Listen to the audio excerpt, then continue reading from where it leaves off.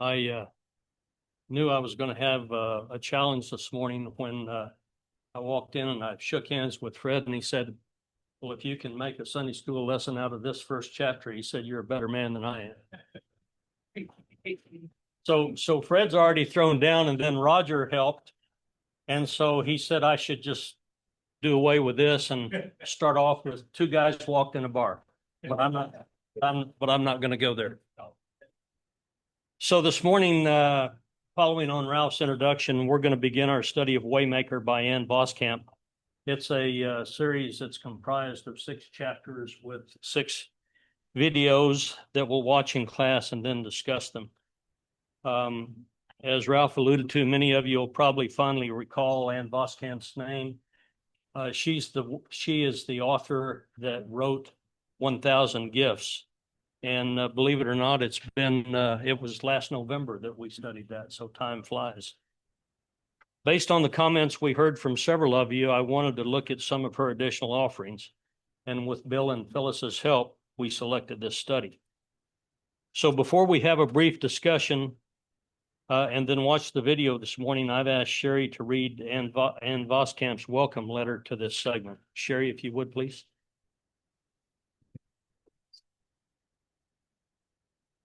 Okay, Waymaker, welcome letter 1. Welcome, friends. Here we are at the beginning of a sacred journey together, a pilgrimage, if you will, learning the habit of daily sacred reorientation, finding ourselves in relation to God. If I told you that life rarely lives up to the movies, I'm guessing I'd be preaching to the choir. Like you, I have a laundry list of disappointments where my plan for the life I dreamed of veered sharply and irrevocably away from my reality. I mean, who wants to admit that on their honeymoon, they ended up sobbing in the shower when their just 1 week new husband wanted to leave their not as romantic as you hoped it would be getaway 3 days early to get back to the farm and his pigs? And in the 2 decades of marriage, the waves would just keep coming. There would be plunging farm markets and the skyrocketing debt, plummeting crop yields, then steep, dizzying pig losses, kids who dropped out of school, out of college, out of our faith, mountain and valley, wave after wave. And in seasons where the pictures in my mind looked nothing like the reality staring back at me from the bathroom mirror, all I wanted to do was run away and demand answers from God. So let's start there. In session 1, those of us who are frustrated, the disappointed, the irritated, and the flat out exasperated, let's really get honest about where we really are and what we really want. On my disappointing honeymoon, before we packed up and left, I walked down to the beach by myself and yelled at God across the lake, "Where are you?" I yelled it many times since then. It's a question you might be yelling right now, or aching with, or whispering when you lie in bed at night. A question straight out of Eden, like an echo of God's first recorded question to us, "Where are you?" I want to invite you to listen to God's question, to think about how to answer God's question, to imagine God asking you with incredible attentiveness, winsome tenderness, and a deeply invested interest in your heart, your soul, your answer. Where are you? Your fellow pilgrim on the way in Voskamp.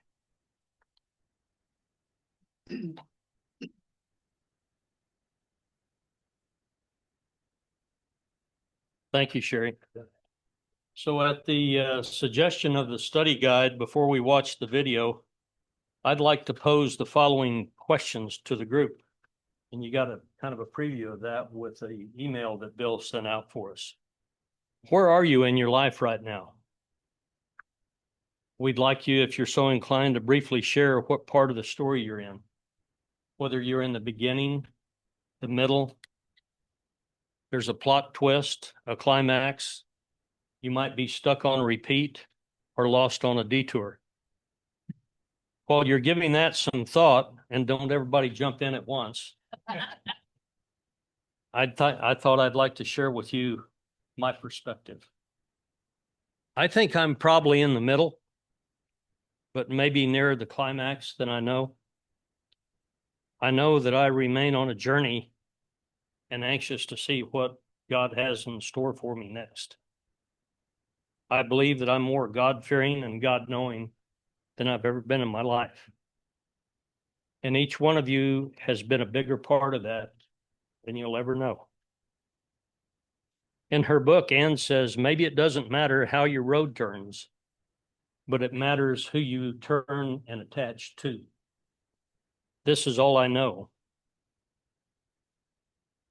Presence heals pain. Witness binds up wounds. And bonding eases trauma. Life isn't about arriving, it's about attachment. There are people you'd rather be lost with than arriving anywhere without. And you, my friends, are part of that. Anyone else? I think for myself, I'm at the where are you, but I'm dropping the where part of it. I'm more of the are you. Like, are you there? Are you real? Are you in my life? There's a lot of questions, but it's not born out of any type of turmoil. It's born more out of the, in the movie where everything's going south, and then all of a sudden, like, everything, we start kind of figuring out like how to get past that climax, if you will. That's where I'm at. And with me, it's brought a bit of an open-mindedness to even ask the question, the are you? That's great. And we're glad to have you back. Anyone else? Anyone online? No? Last chance? I know, when Bill sent this out yesterday or Friday or so, I immediately just said, this class and some of the things I'm involved with in the church, sometimes I feel like I'm in the beginning, and I get frustrated, God, I should be further along. And then I'll hear Roger say something, or Fred say something, or Mark, or Les, or you, and I'll be like, man, I really need to spend more time with God and the Word. But that's not really fair. That's not, because we're all on separate journeys. I know, we're all on separate journeys.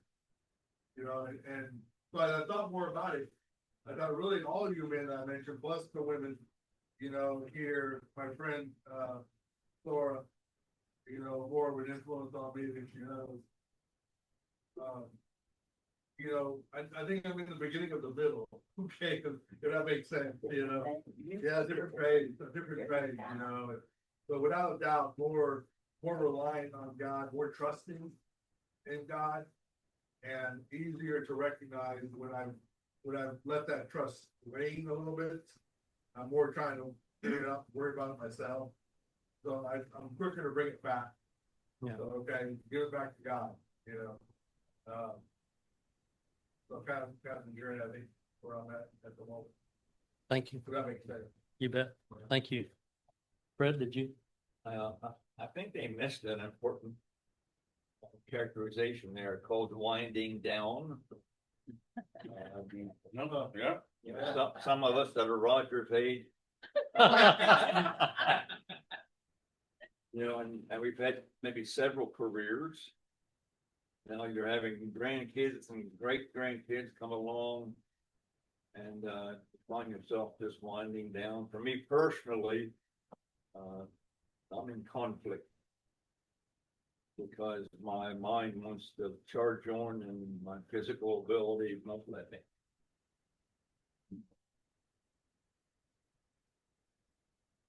Thank you. Les?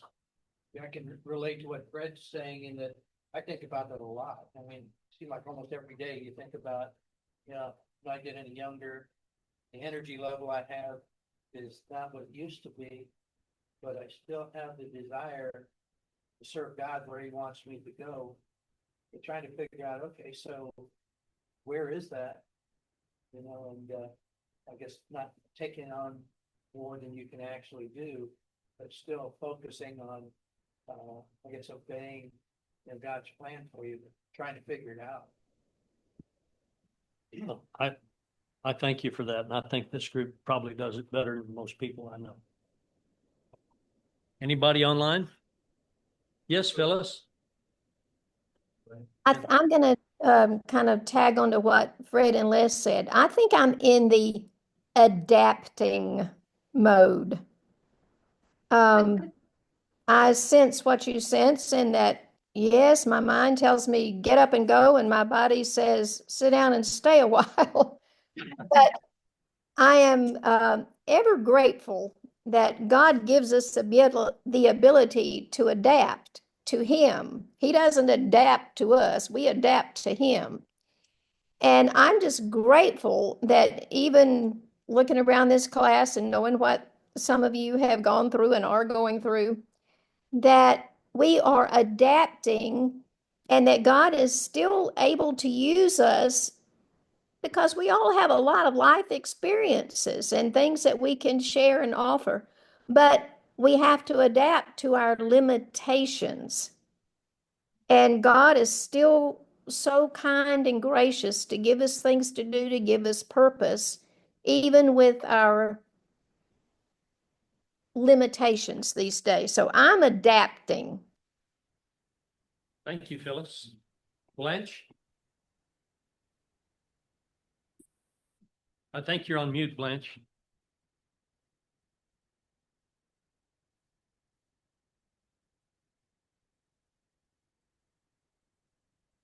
It's still muted. There Okay, you go. There. There you are.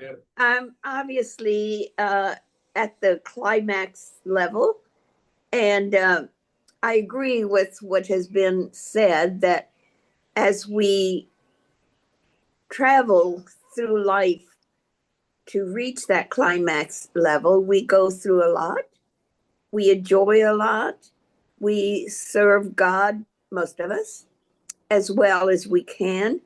But in the climax level, you reach a point where you can't do a lot of things that you used to do.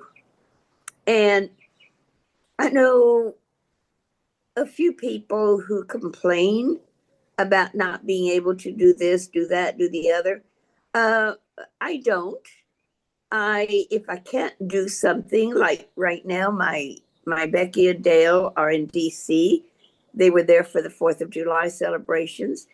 I normally have been going with them for that. This year I couldn't. I just didn't feel strong enough or whatever. So I stayed home, but I thank God that I'm able to do that and not feel sorry for myself. I'm happy at this climatic level. I realize it's different from my life before. I was a very, very independent, active person, which I'm not totally independent anymore. I tried to be, and I thank God for that feeling of wanting to be at least a little bit independent. But I'll tell you what, it's not a bad thing to be in your climax level. It's a good thing. Life is still happy for me. I still enjoy not everything that I was able to enjoy before, but I still enjoy many, many things. Mostly the things that God gives us every day. This morning, an example, I went out to pick up my newspaper. On the way back in, I have a new hibiscus plant in the front. And oh my gosh, there were 3 huge red blooms on it. Well, my first reaction was, thank you, Lord. That is so beautiful.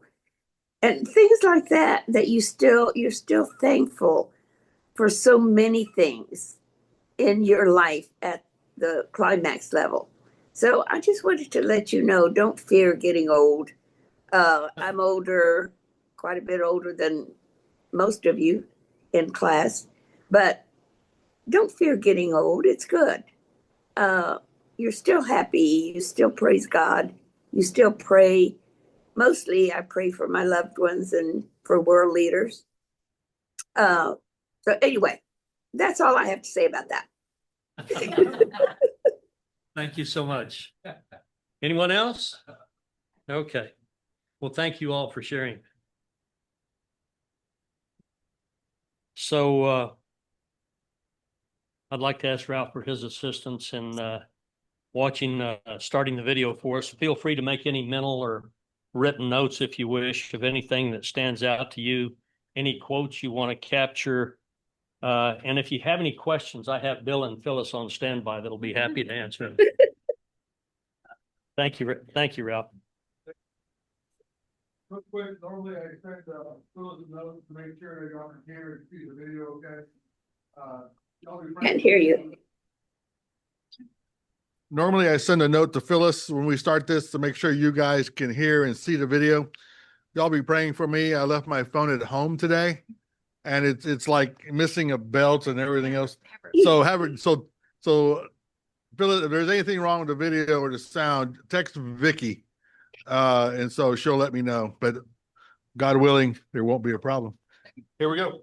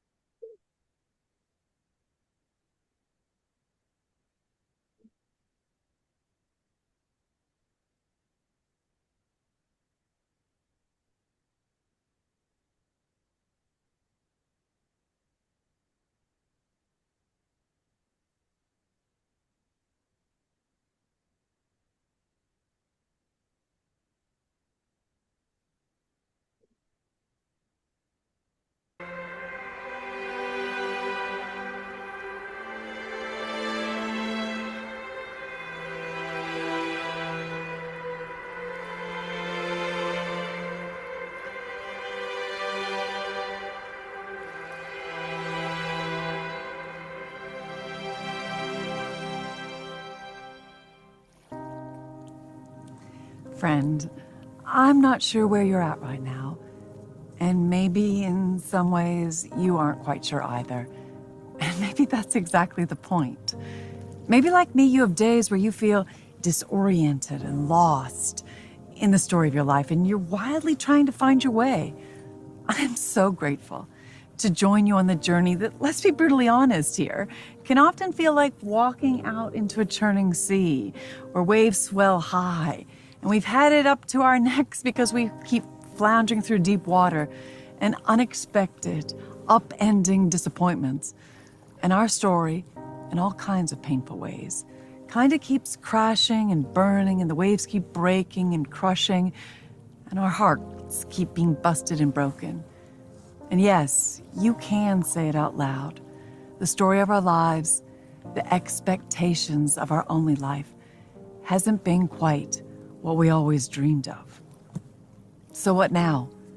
What do we actually do to find our way through? I'd like nothing more than to slip it into your hands, this lifeline that's kept me from drowning more days than I can count. In the very eye of your storm, or at the bottom of your depths of your unspoken broken, can I give you a compass? A compass to find your way. It's a compass that looks like a daily, sacred habit to help you get your bearings whenever and wherever you feel lost. Originally, a habit meant a piece of clothing that we inhabit, that we pull on, that we live in. As nuns dress in habits to express their devotion to God, So habits, like our clothing, reveal our own kinds of devotion. Habits are uniforms that reveal identity. Change your habits, and you change who you are. A decade ago, I began counting gifts as a daily habit to open my eyes to the real and active presence of God. A decade later, I'm still counting. And now, when I pick up my pen, I also scratch down the acronym SACRED, SACRED, as a daily habit. A compass that reorients me in relation to God. Because life is waves. And what you need in order to get where you want to go is a way of life that can walk through waves. One that arises directly from Exodus 14, one of the most formational chapters of all of Scripture, as God parts the waves and shapes not only the identity of God's people, but also foreshadows our deliverance into a new way of being. And this way of life offers a daily habit spelled out in just 6 letters. S, stillness, to know God. A, attentiveness, to hear God. C, cruciformity, to surrender to God. R, revelation, to see God.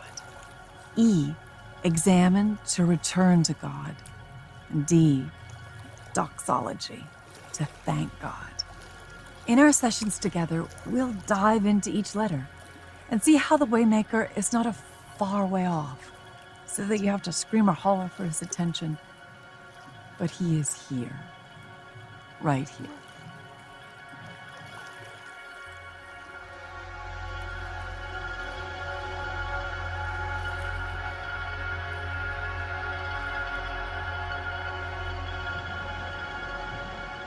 S is the first letter, the first step in a daily habit that, like a compass, will orient you when you are lost. Stillness, to know God. Be still and know God is what we read in Psalms 46:10.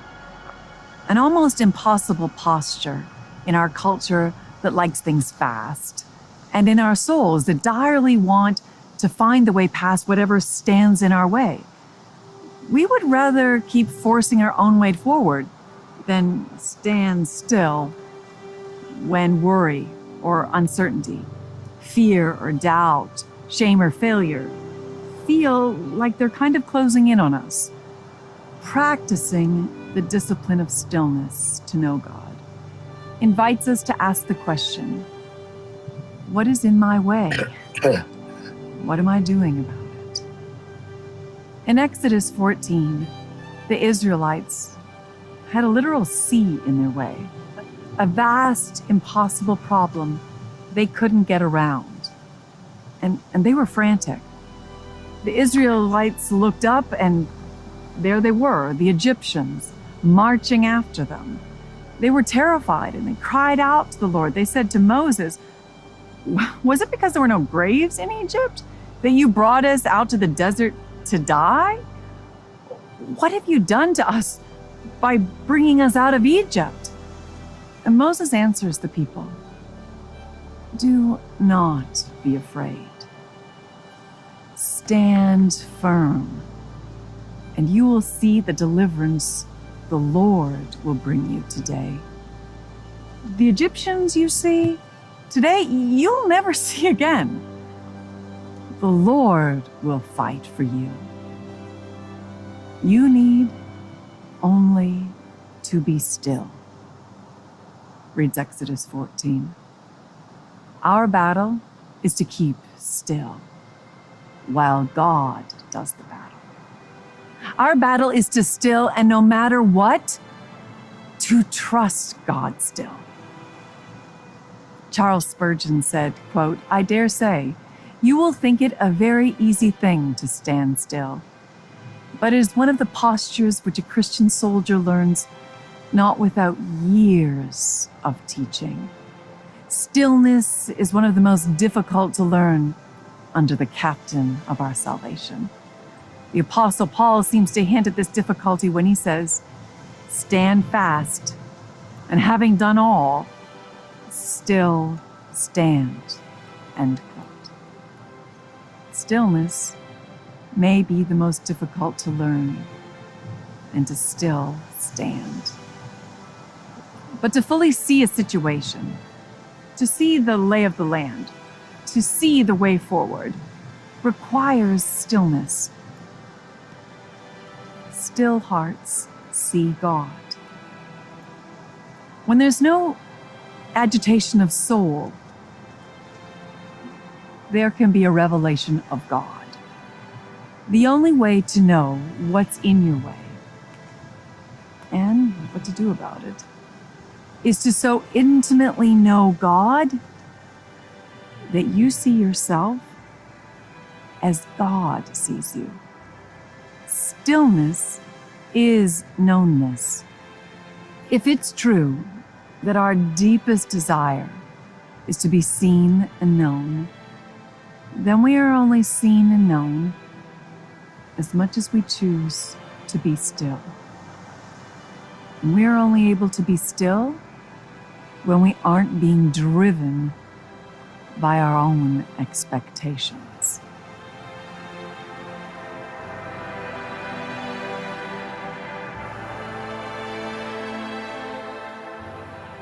Expectations of the way our lives should go, the way our lives should be, can slay any relationship, especially with God.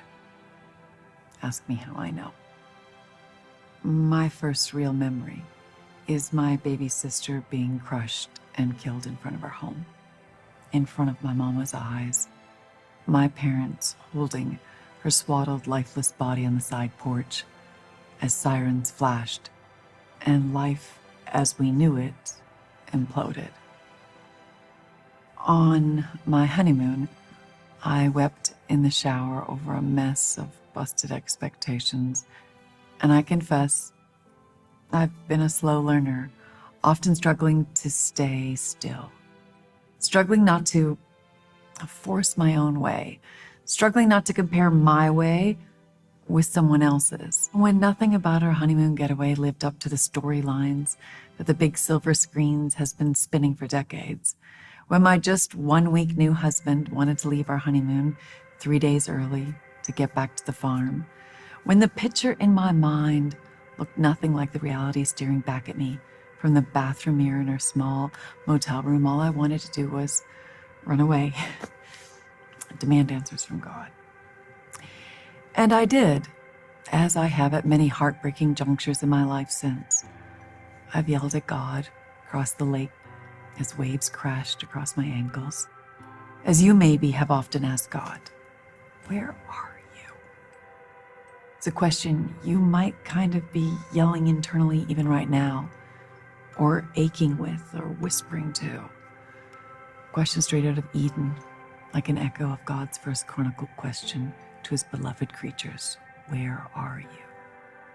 And perhaps in response, all of us through history have had what I call our own EPS, expectational positioning system, with expectations of where we think we should have been by now, expectations of how we would have been loved, or how long we'd all have been together, or of the way everything is expected to work out in the end.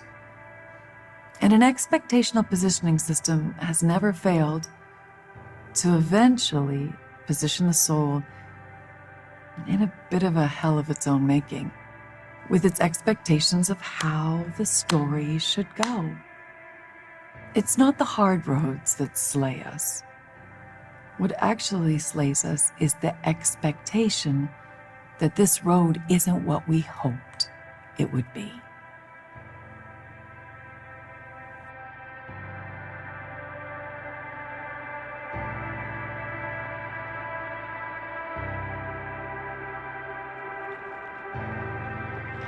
Where are you is God's first recorded question in all of history.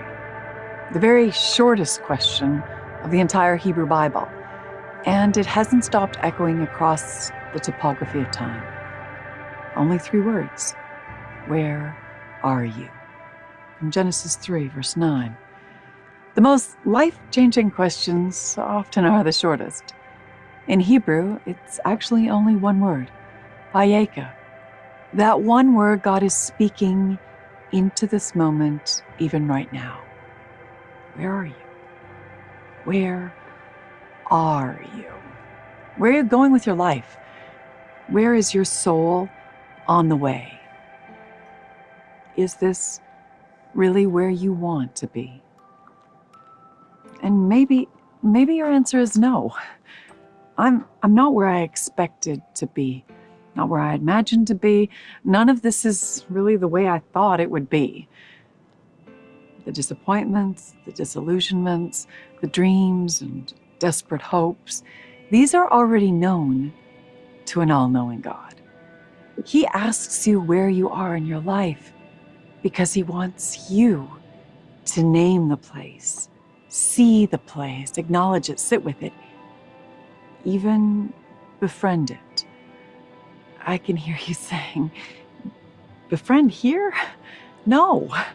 All I wanted to do is scream, I want a way out of this place. Hayeka means God understands everything going on inside and doesn't want our souls to hide. Not to hide from the feelings, not to hide from our hoping, not to hide from our dreaming or grieving. Like Adam and Eve, the temptation for all of us can be to flee, to cover who we are and how this feels. Because we'd rather wander lost than sit still with the fear of fully feeling, the fear of being transparent and known, only to sometimes experience kind of a flooding shame of rejection or abandonment. But what no one tells you is when you hide who you are, what you ultimately are hiding from is yourself. This is a haunting, exhausting kind of loss. And if evil can keep you distracted from taking the time to ask your soul where you really are, he can take you every day further from the life you envisioned. When we find the courage to be still and to be transparent, we find ourselves found. In the words of David, search me, O God, and know my heart. Try me and know my thoughts. But honestly, all I have wanted to do sometimes is ask God, where is he in all of this? Dietrich Bonhoeffer writes, quote, God speaks to Adam and halts him in his flight. Come out of your hiding place, out of your self-torment. Confess who you are. Do not lose yourself in religious despair. Be yourself. Adam, where are you? End quote. It's striking that God used the word Hayeka when he could have used the more common, generic word for where in Hebrew, Ipho, which simply means to locate. Ipho is the word what Saul uses when seeking David, when Naomi asks about Ruth's whereabouts, when Joseph is trying to track down his brothers. Hayeka, on the other hand, expresses a heart motivation beyond mere location. And Hayeka conveys expectations. Where have you gone? Where are you if you are not here with me? When Adam and Eve turn away from intimacy with God, God cries because he's asking more than simply, where are you? He's asking, where are you in relation to me?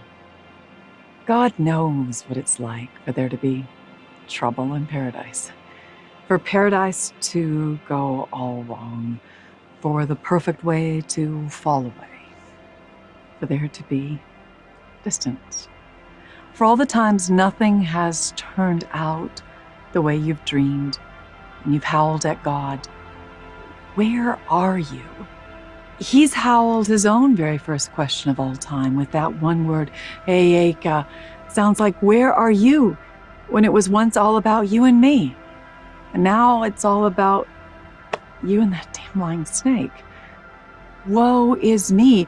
Where have you gone? I just want you to be still. To be here with me. Friend, the triune God is not disappointed in you, isn't rebuking you, isn't rejecting you.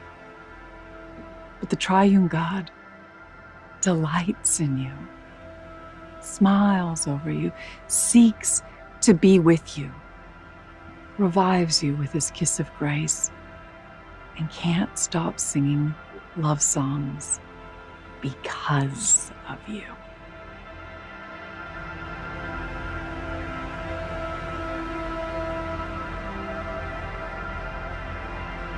S is the first letter, the first step in a daily habit that, like a compass, will reorient you when you're lost. Stillness, to know God. Right now is a chance to quiet your soul, to stop striving or hiding, to let yourself be found in relation to where God is. So look around, pick up a pen and write it down. What is in your way today? What are you trying to push past or push down to run away from? What is the obstacle in your way today?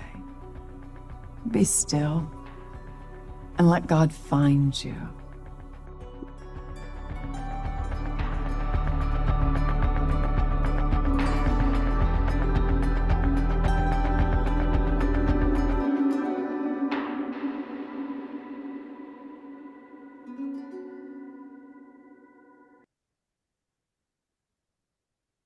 To say that soul searching is an understatement.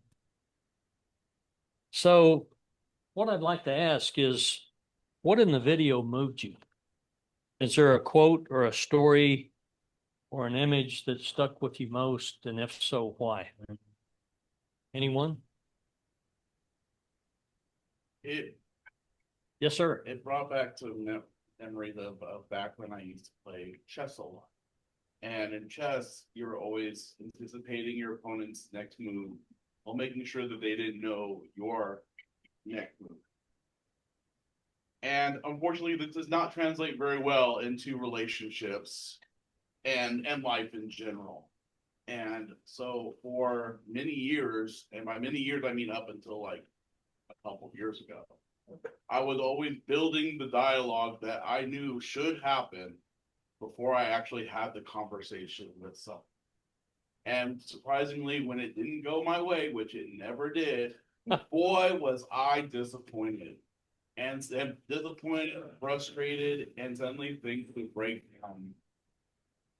And so when she was talking about having that stillness, not having those unrealistic expectations of that's kind of all of a sudden it brought back the memory of the chess. And so for me, that's a lot of what brought me here, is that stillness to say, okay, I may not be a believer at this time in my life. But I know that I need something. And a lot of that comes through the appreciation, like Blanche was saying about her hibiscus plants. She had that stillness to recognize that and appreciate God in that moment. And I feel like that's where I'm at. I'm seeing the sunrises at work, and I'm going, wow, this is a blessing of a view, this and that.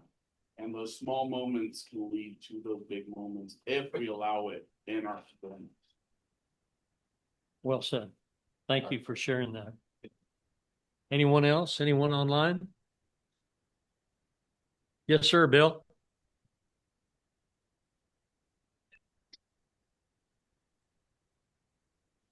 I think one of the things I heard is that part of being still, maybe the first part of being still, is slowing down. And I really appreciated what Blanche said this morning, because I think Blanche gave us a real picture rather than a lecture, a real picture of what it means to slow down and to see what God is doing with just a blossom. And seems to me like God so much reveals himself whenever we just slow down and look around and not try and solve something. I think one of the problems with we Americans, we're always trying to solve everything. I agree. Thank you, Bill. My grandma used to say that sometimes it's better to appreciate the individual stitching in the quilt than the quilt itself, because that's what holds it together. That's right. That's right. Good thought. Good thought. Anyone else? I just can't be still.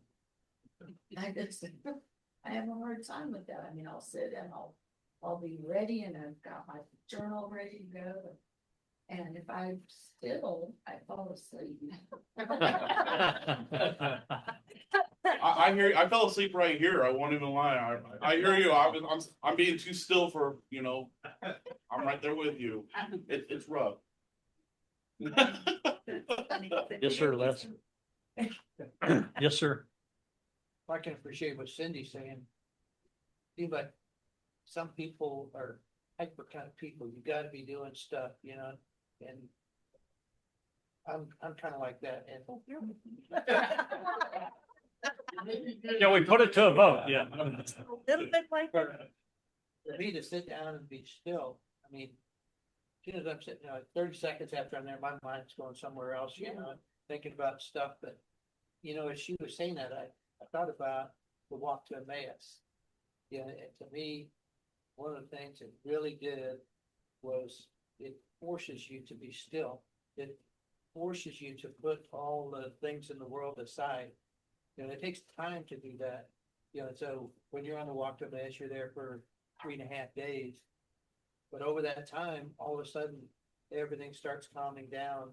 And it seems like that's part of why that weekend had such an impact on you, because you get to be still and think about your relationship with God. Yeah, exactly. Yes, Mark. I like the thought about you don't necessarily need to pressure yourself to solve something. I think during this, say, season of my life, I've found it helpful to just spend some time thinking about why I've done things and why I'm doing the things I'm thinking about doing as going forward. I don't think you need to necessarily feel like you need to solve something right now. I think that's still helpful. Phyllis has something. Yes, Phyllis. I was thinking about that 3-word question, where are you? And as she was speaking it, and I imagined it being delivered by a voice, if you emphasize the where are you, that's a different question. And as she reminded us, God knows where we are. He's just reminding us, you need to know where you are. But if you ask the question and you said, where are you?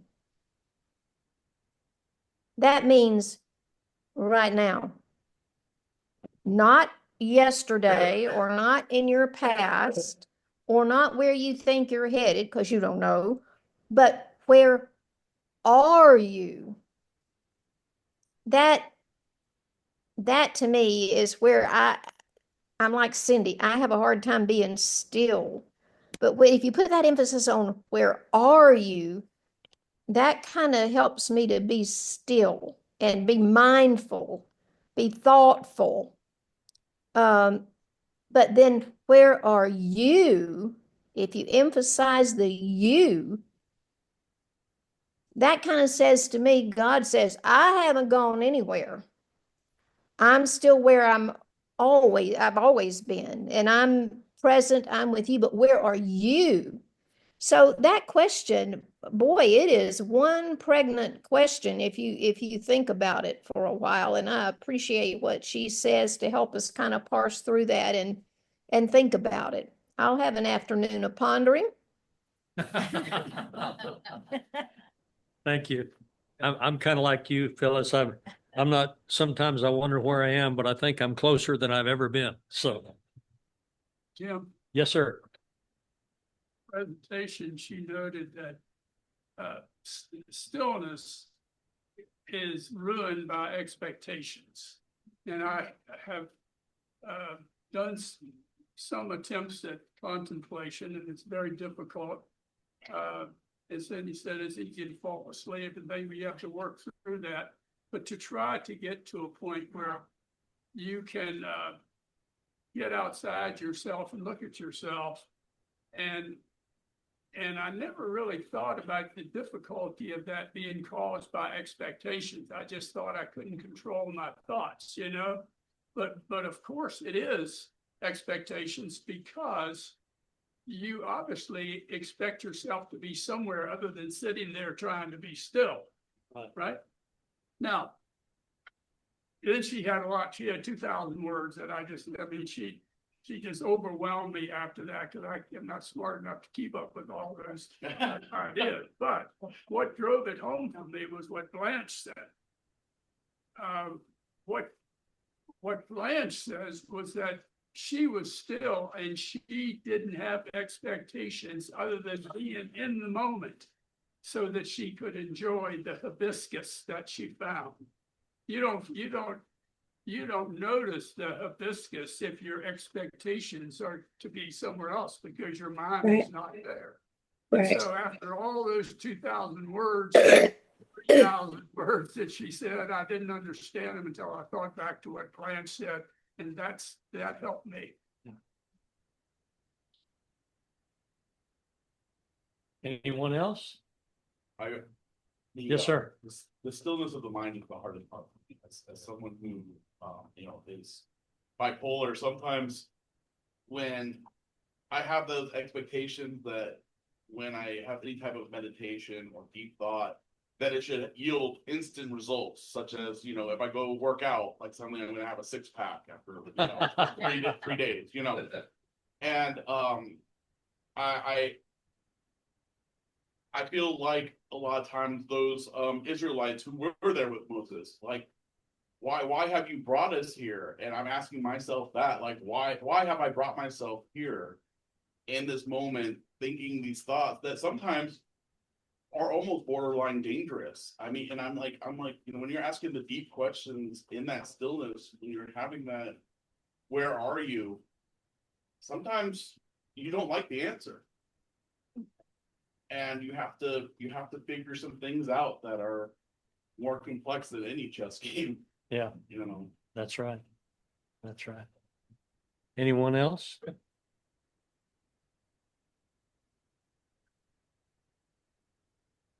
So I've asked Ann, would you mind reading Genesis chapter 3, verses 8 through 10?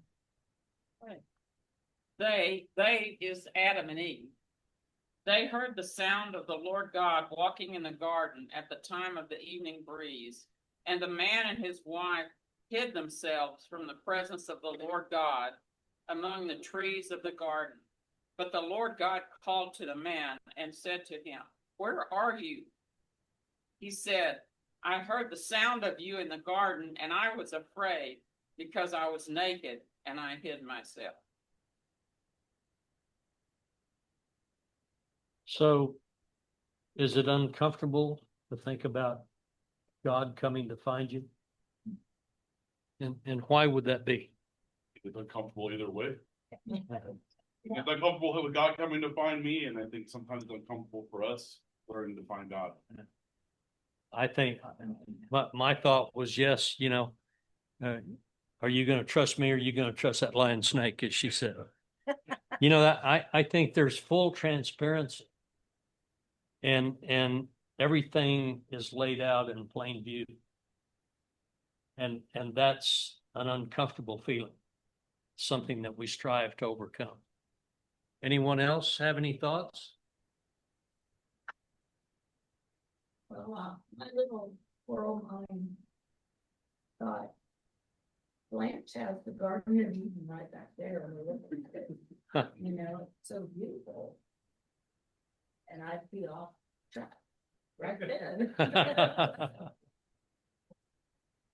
You make it funnel it to answer that one question and not be off wanting to go hang out with them.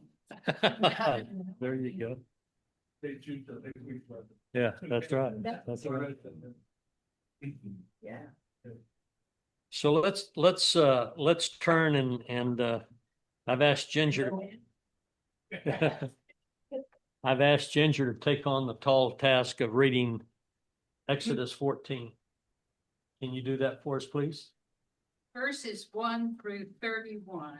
So make yourselves comfortable from the NIV. Then the Lord said to Moses, tell the Israelites to turn back and encamp near Pi-u-Rahah, between Magdal and the sea. They are to encamp by the sea, directly opposite Bala-Sepha. Pharaoh will think the Israelites are wandering around the land in confusion, hemmed in by the desert. I will harden Pharaoh's heart, and he will pursue them, and I will gain glory for myself through Pharaoh, all his army, and the Egyptians will know that I am the Lord. So the Israelites did this. And when the king of Egypt was told that the people had fled, Pharaoh and his officials changed their minds about them and said, what have we done? We've let the Israelites go and have lost their services. So he had his chariot made ready, and he took his army with him. He took 600 of the best chariots, along with all the other chariots of Egypt, with officers over all of them. The Lord hardened the heart of Pharaoh, the king of Egypt, so that he pursued the Israelites, who were marching out boldly. The Egyptians, all Pharaoh's horses and chariots, horsemen and troops, pursued the Israelites and overtook them as they were camped by the sea near Pi-u-Rahah, opposite Bali-Sapho. As Pharaoh approached, the Israelites looked up, and there were the Egyptians marching after them. They were terrified, and they cried out to the Lord. And then they said to Moses, was it because there were no graves in Egypt that you brought us here to die in the desert? What have you done to us by bringing us out of Egypt? Didn't we say to you in Egypt, leave us alone? Let us serve the Egyptians. It would have been better for us to serve the Egyptians than to die in the desert. Moses answered the people, do not be afraid. Stand firm, and you will see the deliverance the Lord will bring to you today. The Egyptians you see today, you will never see again. The Lord will fight for you. You need only to be still. Then the Lord said to Moses, why are you crying out to me? Tell the Israelites to move on. Raise your staff and stretch out your hand over the sea to divide the water so that the Israelites can go through the sea on dry ground. I will harden the hearts of the Egyptians so that they will go in after them, and I will gain glory through Pharaoh and all his army, through his chariots and his horsemen. The Egyptians will know that I am the Lord when I gain glory through Pharaoh, his chariots, and his horsemen. Then the angel of God, who had been traveling in front of the Israel's army, withdrew and went behind them. The pillar of cloud also moved from in front and stood behind them, coming between the armies of Egypt and Israel.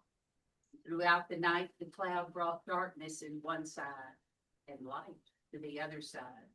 So neither went near the other all night long. Then Moses stretched out his hand over the sea, and all that night The Lord drove the sea back with a strong east wind and turned it into dry land. The waters were divided, and the Israelites went through the sea on dry ground, with a wall of water on their right and on their left. The Egyptians pursued them, and all Pharaoh's horses and chariots and horsemen followed them into the sea. And during the last watch of the night, the Lord looked down from the pillar of fire and cloud at the Egyptian army and threw it into confusion. He jammed the wheels of their chariots so they had difficulty driving. And the Egyptians said, "Let's get away from the Israelites. The Lord is fighting for them against Egypt." Then the Lord said to Moses, "Stretch out your hand over the sea so that the waters may flow back over the Egyptians and their chariots and horsemen." Moses stretched out his hand over the sea, and at daybreak, the sea went back to its place. The Egyptians were fleeing toward it, and the Lord swept them into the sea. The water flowed back and covered the chariots and horsemen. The entire army of the Pharaoh that had followed the Israelites into the sea, not one of them survived. But the Israelites went through the sea on dry ground, with a wall of water on their right and on their left. That day, the Lord saved Israel from the hands of the Egyptians, and the Israelites saw the Egyptians lying dead on the shore. And when the Israelites saw the mighty hand of the Lord displayed against the Egyptians, the people feared the Lord and put their trust in him and in Moses, his servant. This is the word of the Lord. Thank you. Wonderful job. So with all of your insight and wonderful discussion, we've about run out of time. I've got one more question and then just a quick story. Can you remember what the S in the acronym SACRED stands for? Stillness to know God. Yes, you're correct. Stillness to know God. I wanted to close with sharing a quick story.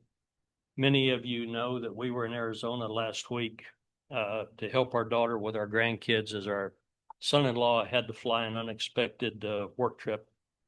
Anyway, they've recently built a small but very nice casita in their backyard with a pool. And so that's where we stay when we go out and see them now. It's very cozy. And it's not uncommon for our 7-year-old and our 4-year-old to come out to see us as soon as they get up in the morning. And we're really glad that they do. I'm an early riser, and when I'm going to be facilitating a Sunday school lesson, I use that time to read and prepare. I got up early Wednesday morning to do just that, and also to make sure I was able to dial into our close connection prayer call, Phyllis, which in Scottsdale begins at 6:15 a.m. About the time we finished the call, I took Sherry her coffee, and the girls came running in the door, and they ran in the bedroom, and they jumped in bed with Sherry. I tried to go back to my studies and reflection when the bedroom door opened, and my 4-year-old ran up to the side of the couch and said, "Papa, don't forget your bracelet." In her hand, she held my Emmaus bracelet, which I'd set on the bedside table next to the bed. It was just a God thing, you know? A sweet but subtle reminder to remember that what comes at the first of every day is being still to know that He is still God. Stillness definitely trusts because He's always with us. Ralph, back to you. Oh, gosh. We thank you, Brother Jim, for getting us started on this great lesson. It's going to be a great lesson if today is any indication. And thank you all for the discussion, as always. And James, we appreciate just your heart, brother, and willing to share. And I think we'll all be praying that God reveals himself to you. And so that no matter the studies you're in or the groups you're hanging out with, like us, we'll just be a sideshow, because God will reveal himself to you directly, and you'll know that he is real and that he loves you, And so our prayer, and we hope you keep by every time. You lead a lot to the discussion. You add a lot to it. I'm nothing if not unashamed. It's a different perspective, and a much younger perspective. And I really appreciate that. And so thank you, Jim, for leading us, getting us started. As always, your heart is evident. You're a tremendous teacher, and we thank you for that. And so I think also that if we ever decide to take this show on the road, we're going to end up on Blanche's back porch. Yeah. Okay. And so be ready, Blanche, to knock at the door. Be ready to let us in at the gate. Okay. Because we'll have to have your permission. And that's I where, would love to have you. so we thank all you guys. Enjoy the day. Don't forget about the celebration after service. We will see y'all next week. God bless. Thank you.